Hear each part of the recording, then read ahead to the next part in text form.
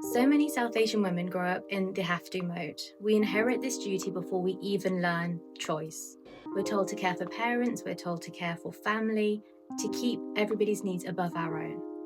When it comes to our struggles, our grief, even our exhaustion, silence is the rule. Mental health is hushed and it's diminished, and it's dismissed as well. And in the process, we give away our power to expectations, to culture, and to partners until self-trust feels out of reach. But the cost of all of this isn't just external. It lives in our bodies as suppressed anger and becomes resentment. Unspoken grief hardens us. Buried desire leaks out as shame, jealousy, and burnout. Today, we're opening up the conversation about inherited duty, stigma, women's power, and the shadow feminine, and asking what happens when women finally stop carrying what was never theirs to hold. Joining me in this conversation is Mona Pal-Singh, Vedic meditation teacher, energy healer, Kundalini awakener. I think you mentioned something in your intro about self-trust. You stop trusting yourself. Yeah. I started to trust myself in ways that I have never done in my life before. And as soon as I did that, my mental health did improve. As soon as I did that, my anxiety reduced. And I'm not an anxious person by nature, but no income and 2 teenage daughters creates anxiety because you have bills to pay, right? And you can't leave it in this day and age up to one person. It's not, a one income family doesn't exist anymore. So, and doors are opening for me because I started to trust myself.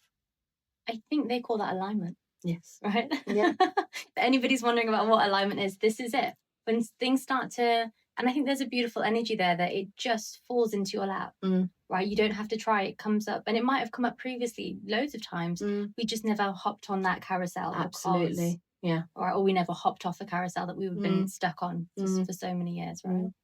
And I think there's something about divine timing as well, because there was a point in my life when I was, been made redundant, and I had literally £56 left in my account. And I was like, God, I want to do something spiritual. I want to have, something aligned with me. Yeah. And all of a sudden it was like, well, anything you do is spiritual if you really want to look at it in that context. Yeah, that's true. A week later, I was given a contract with literally an interview in a hotel, like just a conversation like we're having now. Yeah.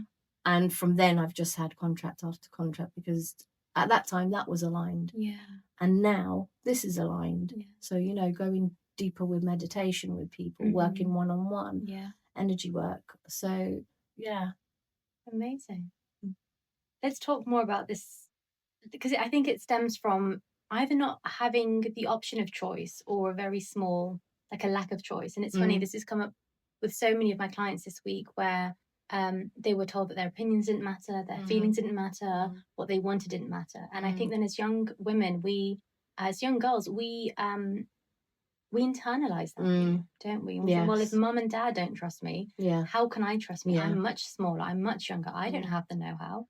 And so we're guided by the elders around us, right? But when we're taught this sense of duty and this responsibility then also becomes fused with guilt, that when we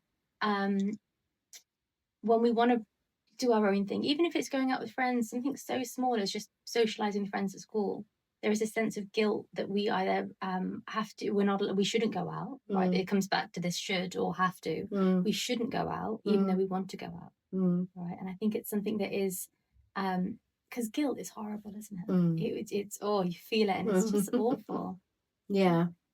And you touched on something quite important, that your little girls, when you first are exposed to it, you're not grown women, you've not experienced the world, you've not had your own experiences where you can say, okay, mom and dad, I kind of understand where you're coming from, because what they're telling us, our parents are telling us, is from a place of love. It's not from a place of wanting to hurt you, but they're not aligned with the times. They're not understanding. We're not in India anymore, we're not in Pakistan anymore, we're in a different environment, and we've moved on time-wise as well. So as that young child, that 10-year-old who's got play dates, or 16-year-old who's going to sweet 16 parties, you're right, you're a little girl, you're not understanding these pressures that are put on you, and you internalize a look. Yes. You'll internalize The look. I think everybody knows the look. You internalize that, and then you see that in everyone you come across. It's now not just mum's look or dad's look. It's my boss's look or my teacher's look or my friend's look. Yeah. And you internalize that, and it becomes a hardened thing in you. And that look then, that it's, I think the emotion that comes with that sense of maybe fear or disappointment, that then becomes the protector against ever doing anything wrong. Yes. Right, where it's always like 5 steps ahead in our mind before we've even made a decision. That the fear of that look, that disappointment, that not getting that sense of validation or attunement or connection, whatever it might be, the fear of that is always 5 steps ahead in our mind, and that dictates how we then begin to live our lives, how we see ourselves in the world around us. I saw a really interesting little short a few days ago where there was a spider, and there was a biro pen circle drawn around it. And the spider wouldn't go over that limit because it perceives it as something that it can't do, it can't achieve. The second it puts a little leg over, and it's like, okay, this is all right, I've done it. It then carries on. And then no matter how many times you draw a circle around it with whatever colour pen, it gets that actually I'm capable, or I can do what I need to do. So for us as young girls in the communities we've been brought up in, as young teenagers, as young working women, that little step outside of that circle is a massive thing. And you touched on guilt. It comes with a lot of guilt. You know, I've put my foot outside. Ooh, are mum and dad going to approve? Are their peers going to approve? Are our parents going to be, you know, seen in a certain way because of something I've done? So it's not even your immediate family. It like ripples out to everyone, doesn't it? Yeah, everyone who knows somebody who knows someone of the family. There is a fear, even if they don't care. There is a fear within that. What are they going to say? And if it goes wrong, the shame. All that sense of shame, right? Whether it comes from doing an action or also internalized shame that we've always carried, because we've never had it as babies. No one is born feeling a sense of shame in that respect. Yet there it is. Right, and I think the shame as well can also be a deterrent within that. There's a difference as well between inherited responsibility, or rather inherited duty, and a sense of chosen responsibility. You don't have to keep doing these things. And it was huge for me when I realized I have a choice. I can make a decision in this. It just changed my entire outlook. Right? Isn't that amazing? Yeah, there was something else you said as well, actually. It's really, really key.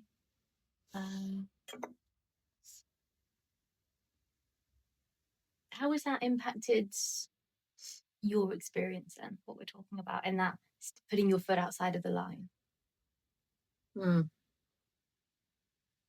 So I was quite lucky growing up in that my dad's quite free with us. Like, I didn't have an issue with going out with friends and things. I'm a home girl, so it wasn't like I really needed to go out that much. And the amount I wanted to, I could. I wasn't really in that position.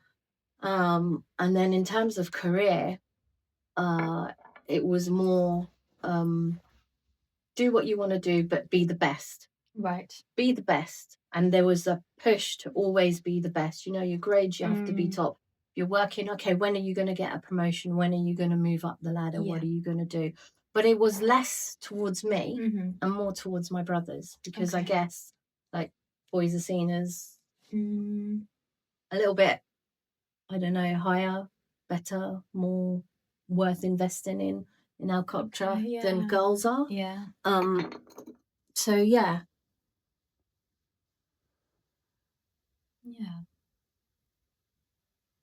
Do you feel that you've got to the stage where you've been able to separate that sense of inherited duty versus chosen responsibility? Because I guess that's where the trusting yourself comes from. Until we don't realize that we have to trust ourselves in putting our foot out of the line, it can be really difficult, right? So when you say inherited duty, what activities are you talking about? The housework, cooking, perhaps the cleaning, the need to I think even maybe when guests come over, just that, I've got to be at home, right? Or at functions, when you go to the temple. girls always seem to have to go. Boys always get to stay at home. Yeah. Right. Yeah. My girls talk about that. Yeah. Like, how come we have to do everything, but they've got 2 cousin brothers similar age to them? Yeah. How come they don't have to do these things? And I went, yeah, but they are being brought up slightly different now. Right, yes. So the boys are having to do things that maybe they weren't doing before, that maybe my brothers weren't doing, and I was.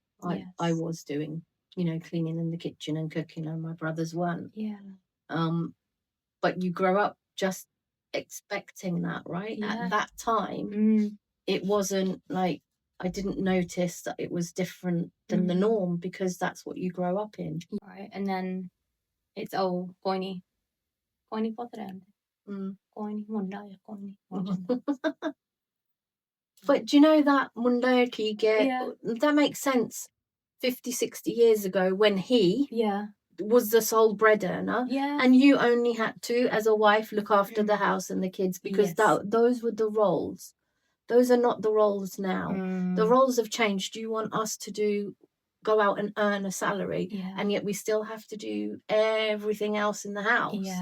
It doesn't work like that. You can't, let's flip it the other side. Let's get you to do everything. And still go out and earn. See, that doesn't fit, how you feel. So I think generations are different now. I feel like boys are more involved in what goes on in the house now. I see it as different as compared to when I was younger. I think part of it is a duty for sisters or brothers to say something. Not it doesn't have to always be in an aggressive way, but just to stand up or say that. Just express how you feel. Let them know what that feels like for you. Because that's how the change is going to happen, right? I saw something on socials the other day about men and women both go to work, then they come home, and that's when a woman's second shift starts. Yes, right? Absolutely, yeah. And it was even growing up for me. Mum would do a full day's work at work, and then she'd come home, and it was difficult, because I remember thinking, but all my friends, they have like their tea is made when they get home. Their mums are so much more chill. Why is my mum like running around? And then I realised afterwards, because she's got 2 jobs to do. Where is she going to find the time to cram in 2 roles worth of work within a 12-hour period? And can you imagine the stress and anxiety that produces in the body? And that's day in, day out, week in, week out, month after month, year after year, and decades after decades. That's all they do. There's no identity in that woman. I remember my gran would go to, I think it was called satsang, like older ladies would get together and do pujas or sing or, do bhajans and things. But that's all their identity was, like work, clean, cook. And it was like, I guess you had to ask, can I buy this thing? There was a sense of permission. And I wonder if those women ever felt that they, even though they'd done all the domestic work, they'd upheld their role as a woman, what was expected of them, they still had to ask permission, can I buy this for myself? Or maybe it was seen as a favour. Right. Please, can I have this thing? Or so-and-so's got a suit, please, can I buy this as well? Or a sari or a lenga or jewellery, whatever it might be. Which is really sad when you think about it. It's heartbreaking. Do you feel like we've come from another country and that generation had that struggle to manage, because they're trying to not only incorporate 2 cultures, they're working, so they're learning the culture of the country they've come into. They're still maintaining some of the culture they have from back in the day. And so that generation that comes in has borne the brunt of everything. And then your generation, your kids are going to be different, because you're able to see where you're able to see where the balance is, and you're able to bring your children up in a different way, taking on board the struggles. Your mum had to do what she had to do, right? Absolutely. She didn't know any different. And she wasn't in India being helped there.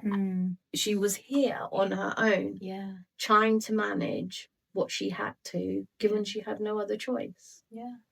So I feel for that level or generation of women who've, and we've talked about mental health here.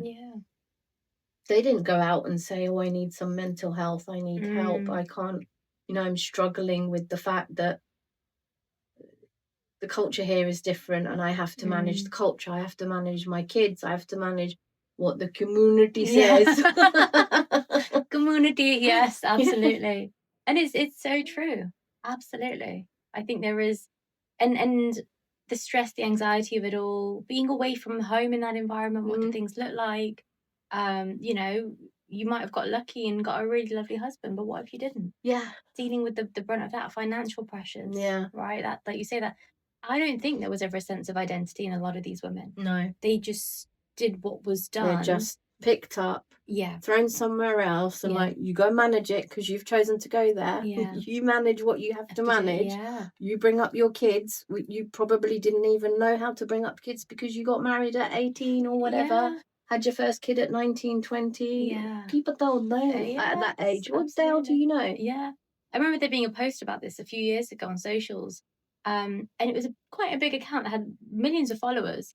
And there was a guy that went on as a guest on this show, and he was talking to a lot of vulnerable, and it was an Indian-based podcast. A lot of Yeah. Trying to manage what she had to, given she had no other choice. Yeah. So I feel for that level or generation of women who've, and we've talked about mental health here. Yeah. They didn't go out and say, "Oh, I need some mental health, I need help, I can't, I'm struggling with the fact that the culture here is different and I have to manage the culture, I have to manage my kids, I have to manage what the community says." Community, yes, absolutely. And it's so true. Absolutely. I think there is, and the stress, the anxiety of it all, being away from home in that environment, what do things look like?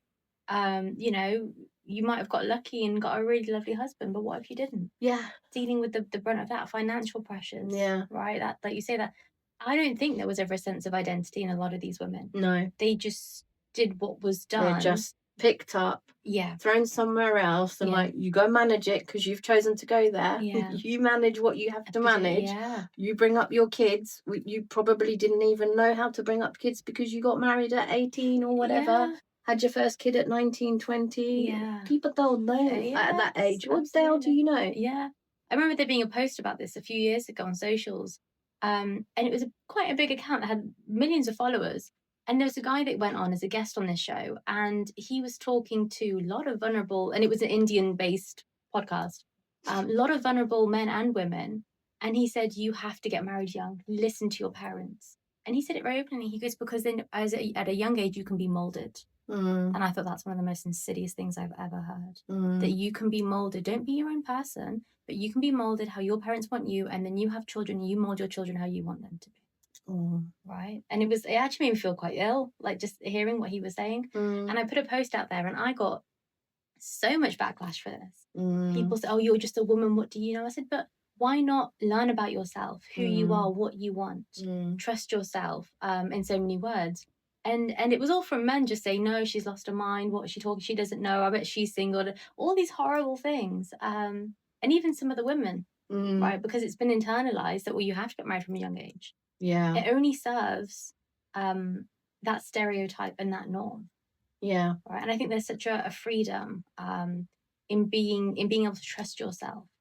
You might get it wrong. That's okay. What if you get it right? And you like you say, you put one foot out of the line, then another, and then you're free from it. And in this day and age, marriage is not seen as a big thing. And for some people, it's very important. For me, it is very important. It's not the big deal that it has been in centuries past. And we're coming across, as a race, not Indian race, human race. We are coming across norms within our society that we've not seen. So that nuclear family, extended family, nuclear family, single parent has all happened in the last 10, 20, 30, 40 years. It's not been what we've been used to from centuries, from generations, and ancestral DNA is changing because that's not what we're used to anymore. So entering a marriage and having to have children is no longer something you have to do. you can be a woman who's independent, doing her own thing, working, and she doesn't want to get married, she doesn't want to have kids, and now you can do that. 50, 60 years ago, you couldn't do that. 100 years ago, that would be unheard of wherever you were in the world. Right. You had to rely on men because they were the only ones that were given the access to the finances, the money, right? That's it. Exactly. You had to rely on. That's why women had to stay married to these probably horrible men because of it, and they knew they had the power, and they would probably abuse these in different ways. Abuse these very vulnerable people, vulnerable women, right? So it is. It's a lot, and I see now there's this disparity between women who, like you say, are independent. They want to do their own thing. They're waiting because they know their value of what it means to be in a relationship. They know what they're looking for. Not necessarily the gold standard of always got to be the the 666, right? The six pack. Okay. The 6 figures, and the 6 feet tall. I call that the devil numbers. Every time I have a client, I say, "What are you looking for?" And she's like, "Oh, he's gonna be tall and good looking, have a good job." I'm like, "No, please stay away from that because it's only gonna come with its own bunch of baggage anyway." Yeah. Right. Guys are always looking good with a 6-pack. They're only on 6 figures. They know it comes with the territory. Not always. Not always. My husband's 6 foot and had 6-pack when I married him. Yeah. 6 figures we kind of know. Right. But emotionally available though. Yeah, exactly. Okay, and that's the exception then. That's what we're looking for. If you I think go for the important traits, the emotional availability, the communication, get your values and principles. Then if he's got the 666. Yeah, absolutely. That's so surface level, right? And nowadays, like you say, someone who's got a 6-pack and 6 foot, and you don't know what they're like. No, you need to get values aligned. Absolutely, it's the most and those values are more detailed conversation and more. It's not a left and a right swipe. It's let's actually sit down and see whether we align. Yes, because I think there is a huge pressure now on young women, guys as well. But marriage is seen as a tick box exercise. Your value is determined, and I talk about this in my course as well. Your value is very much determined nowadays by whether you're married or not. Yeah. And just think about the back step. Take a back step, right? As a parent, you're putting on this big thing for your daughter. The stress that causes. We're talking about mental health here. To keep up with the Joneses in 2025 is no joke. No. It's not like a 10, 20K wedding. It's hundreds of thousands what some people spend, right? I've had people remortgaging their house for a wedding. Let's talk a bit more about mental health with South Asian women, because it's a stigma. Still shouldn't be, but I think it is still very much there. But it does come down to, if we don't see it, we'd have to talk about it. Just because we hide it doesn't mean that pain is still not there. That sense of maybe resentment to other people, even to ourselves, is no longer there, right? And I wonder how, with the women that you know, whether they feel maybe more open to talking about mental health now, to having those conversations. Because that's the whole point of me doing this podcast, is to let other women know it's okay. You're not alone. Health, we are all, at some point, we've all been in the same boat. But I don't think people talk about it openly at all. I don't. And I do, I'm going to honour our mothers. Yes. Because they did get on with it. They did just pull their socks up, put their big girl's blouse on, and just got on with it. And there is something in, and it's not diminishing anyone who has mental health problems, but there's something in the grit that our mothers had that we maybe don't have as much. The resilience. Yes. Yeah. And is that because times have changed and stresses have changed? And we're thrown way more than our parents were thrown. You know, stuff is thrown at us, like the socials, like the keeping up with the Joneses has gone through the roof, right? It may not have been that obvious. Then it was like you included people because that's just the way you know, it's an involvement and engagement and in sharing of love and a sharing of food. Now it's more like you say, like, how do we involve many people when we don't need to? Yes. So are we coming across more things that our parents didn't? Therefore, mental health is more of an issue for the younger generations. compared to older generations. Yeah, and I hear what you say about that grit, that grit, that resilience, to be held in reverence. Yeah. Because I wonder if a young girl was taught to trust herself, to believe in herself, and then she saw her mum demonstrating what resilience and grit and hard work looks like. God, she'd be powerful. Wouldn't she just be limitless, right? Yeah. But something is not there. There is one without the other. Yes. And that is what then creates. And then we started this discussion with us not putting our foot outside. And so we've got that layer as well, like you're hiding yourself from your family anyway. Yeah. So I'm hiding myself from my family. I've got a hell of a lot more stuff thrown at me. I have to earn. I don't know what's happening with marriage and stuff. It's not the way, finding someone is not easy now. No. And I don't understand why. Like, we're more open in a society. We have more access to apps and dating sites and all sorts of things open to us, and yet less and less people are finding their perfect match. Yeah. So how much more rubbish have we already piled on top of ourselves? Yeah. So the mental health is gonna go. It's good. Yeah. And I think now, because young women are realizing, I don't have to take anyone's rubbish anymore. No. But the men haven't caught up. And I read this really interesting report about how back in the 80s, the 90s, only South Asian men, and I'm going to open this to the floor, I guess men in general, they were the ones going to university as well. They were the ones getting a degree. They became more of an attractive marital prospect. Women had to rely on them for that higher income. Now the playing field has leveled, and women have just as many degrees, if not more, as men. And actually, I speak to more and more people where the women are more highly qualified. They're going for the masters, they're going for the doctorates. It's fantastic. Because of that, women are saying, I don't need to, what am I doing settling for somebody who deserve, I don't know, a part-time job, something they don't enjoy, or they're just, just doing it for the sake of it. Gone, I think, are the days where that sense of entitlement would get you through. Yeah. And I think the disparity, there is a scale between the guys that are emotionally available, the ones that are genuine and in touch with themselves. Then you have this grey area of guys who are kind of there, not sure, but they're willing to put the work in. And then the sense of entitlement, the narcissism. This is where you have the alpha male, like the Andrew Tates, and it's feeding into the insecurities of these men. And they're having these expectations, women should do this, or you should be in the kitchen, you need to do that. And that's where we need to dismantle this with love.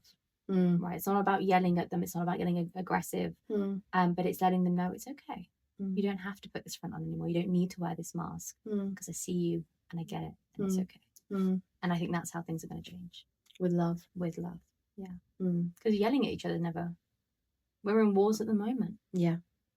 Forget yelling. We've got to like bombs and nukes and God knows what else. That's not working. No. Why don't we try just a bit of compassion, bit of kindness, bit of love, see where that gets us. Yeah. Right. Instead of constantly being pitted against each other. Right. Yeah. Because I think when going back to a woman, when she holds this sense of guilt and she's not able to trust herself, but she's kept in this cage. And I think for South Asian women particularly, where families have worked hard and there is money in the family, right? A gilded cage is still a cage. Doesn't matter how much Louis Vuitton, how much Chanel, Balenciaga, Bulgari, whatever you've got. If you're kept in that space, and the mental health of those women is worse because they've, by perception, have everything. Yes. Like, how can you be upset? You look gorgeous. You got all the stuff you want. What's wrong with you? Yeah, all the materials are met. Yeah, but that need for connection, that emotional need, has never probably been filled. No, right? And it's getting worse, and it's gonna get worse because of the way we are throwing screens at like 3-year-olds and 4-year-olds, and and so their mental ability to adapt and to wait. When I was younger, I was told that watching Tom and Jerry is not good for kids, and I was like, well, that doesn't make sense. I love Tom and Jerry. It's one of my favourites. Yes, okay, and this is the reason you shouldn't, because everything's done in speed. So there's an expectation of they're always running. Everything happens straight away. Yeah. So the child is expecting something to happen as soon as they make a noise. Something has to happen, and so mentally, the capacity to wait, the capacity to have intuition, The capacity to understand somebody else's perspective is being eroded because we're not given that in anything else we do. Like Netflix, we have box sets now. I can't wait for 1 week after another week after another week for a show. I've got a box set, so It's I the wait. immediacy. I need to have it now. It has to happen now. Instant. Yeah. And that's always something external, right? We also are not in as a race, human race, not cultural. We're not going to something beyond ourselves. Like before, it would be Christianity, you know, whatever religion you are, there is something outside of you that you can sit, dive into, you know, surrender to, hold sacred, that create just telling you that now I'm feeling space opening up in me. I'm feeling like there's a slowing down because I'm going somewhere else. I'm thinking about something else. And in that space, I'm creating wellness. I'm creating better mental health because I'm slowing myself down and I'm giving myself space to think, as opposed to I'm giving you an answer straight away and this is the answer, and whether you like it or not, right, move on, let's go on to the next thing, which is what we're doing. And it's so interesting you say this, because what came up for me was how closely we tie our performance to our self-worth. And so the more that we do, the more our output, and if we do it fast enough, especially when we have external things like watching the cartoons or watching programs, how those subliminal messaging, it feeds into our mind that we think the more we do, the better we are. Which is rubbish, really. I think it's about the energy and the quality that you put into this, and it's something that I've learned to sit with. Before, I would be happy if I got through like my 20 things a day. Now I think, right, I want to focus on this and this. As I do it, let it be I'm not that it wasn't of quality before, but let it be of quality. The list will still be there tomorrow. There'll be more stuff to do tomorrow, but that's fine. But I want to be more present with myself. I need to take a break. I need to take Nala for a walk, or do this, or just enjoy a cup of coffee that I've made. And you've talked about being present with yourself. The real bonus in all of this conversation is really understanding what yourself is. And yourself isn't necessarily a South Asian woman living in London. Yourself is a spiritual being that has so much more to offer to yourself, the South Asian woman, and to everyone else around you. And that self we never tap into. Let's do it now.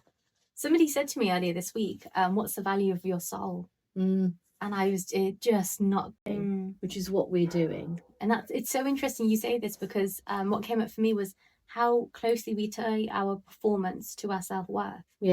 And so the more that we do, the more our output, and if we do it fast enough, especially when we have external things like watching the cartoons or watching programs, how those subliminal messaging, it feeds into our mind that we think the more we do, the better we are.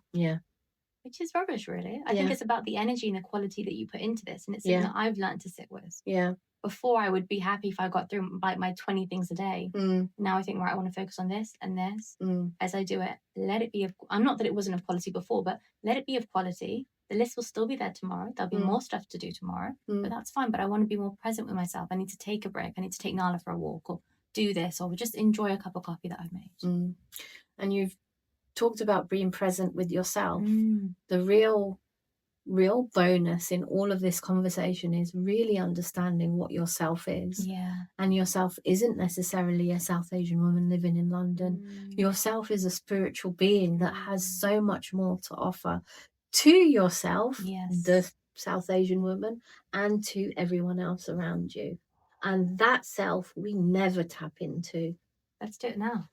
Somebody said to me earlier this week, what's the value of your soul? And I was just not. I was just kind of dazed trying to digest what that meant. Because we don't get to do that. We don't know the value, my worth. I could tell you that straight away. But there was something about the way she phrased it.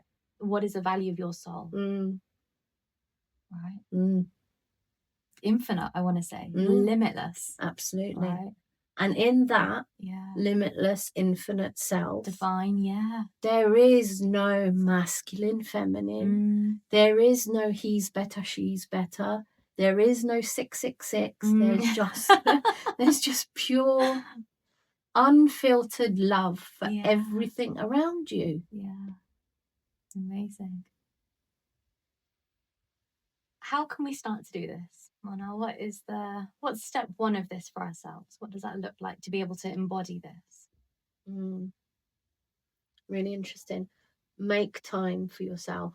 Make time for your journey.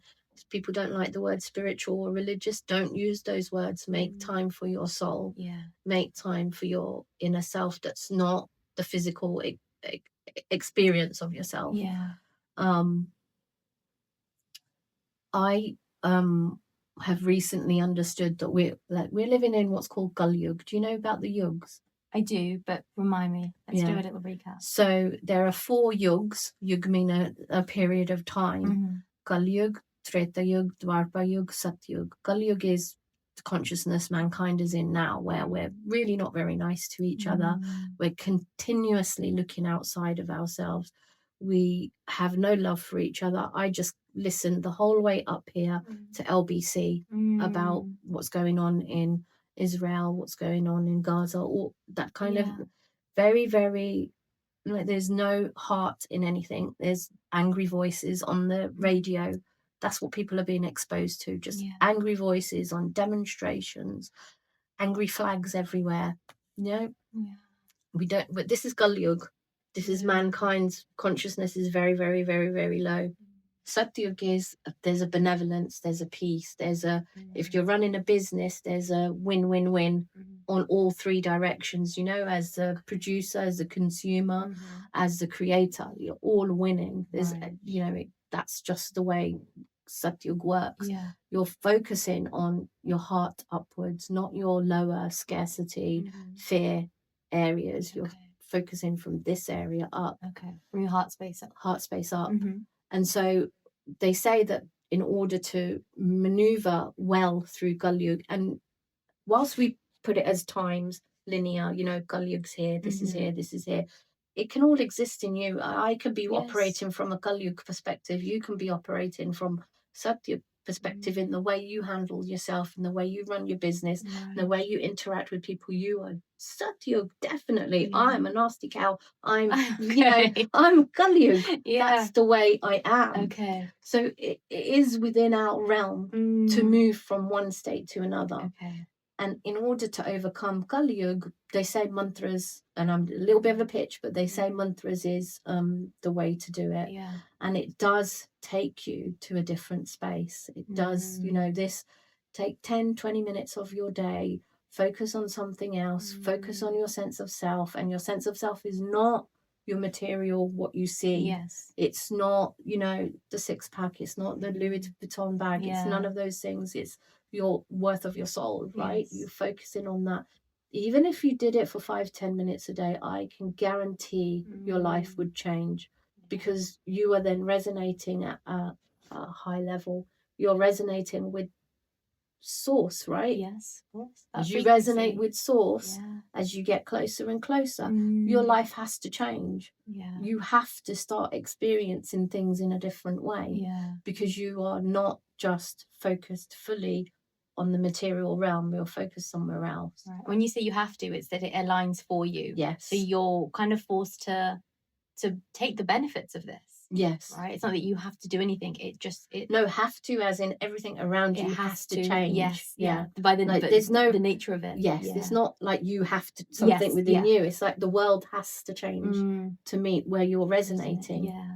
You can't be resonating at Satya level, like at peace, benevolence, and have some horrible stuff happen. It just doesn't compute to me. It's out of alignment, and it's not possible for it to materialize in that way. And that's like the original law of manifestation. Original. It's funny because I did the Deepak Chopra 21 days not too long ago, and it was really interesting. There's a lot that came up. I realized after about 3 days, things started to fall away. People, things, ideas. Boom, they will. And then it was also the solar eclipse, so that hit me again. It was just thick and fast. Everything that wasn't meant to be aligned, I just kind of let it go, and I just sat in that space. But I hear what you're saying about that alignment. When I wake up in the morning now after doing these meditations for 3 weeks, the first thing I think about is abundance, not just wealth. Actually, not even wealth. When I think about that abundance, it is positivity, love, happiness, joy, for not just for me, but for everybody I know, for everyone in the world.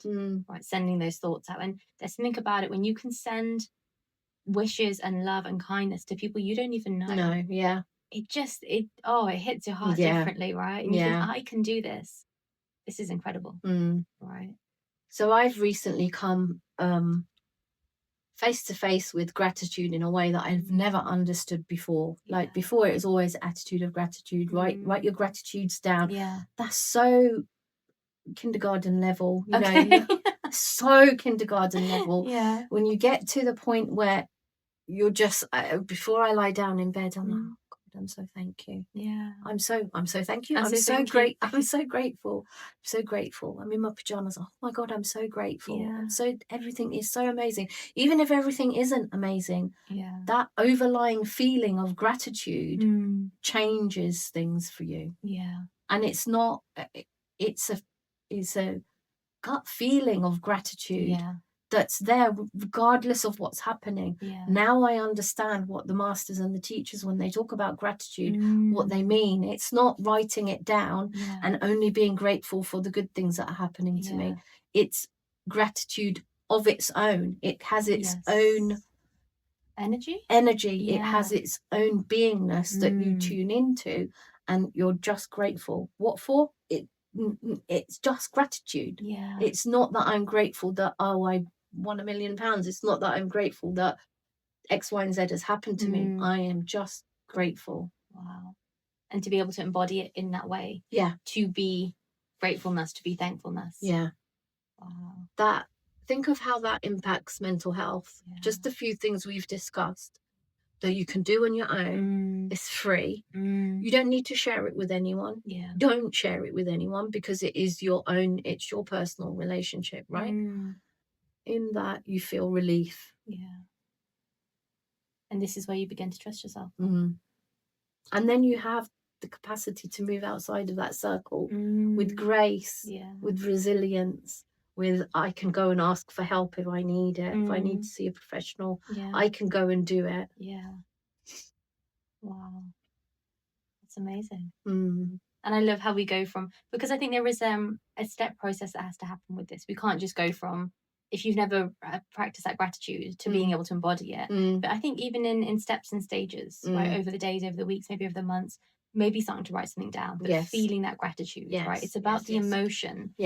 And I think when you're truly grateful for something, you feel it in your heart, right? You feel it in your body. It's carrying that feeling with you. Right. And let that be your motivation to keep going. Right? I'm grateful for this moment, my children, my family, whatever it might be. For my tap that opens and gives me water. I mean, you only have to turn on the news to see people who don't have water. Absolutely, right? For my central heating, for the clothes that I'm wearing, the basic stuff, for the shoes, you know, so many things that we can be grateful for. Even just a cup of tea. I say to my clients, it doesn't have to be gratitude for big things. No. You don't have to be thankful for the big house or the car or whatever.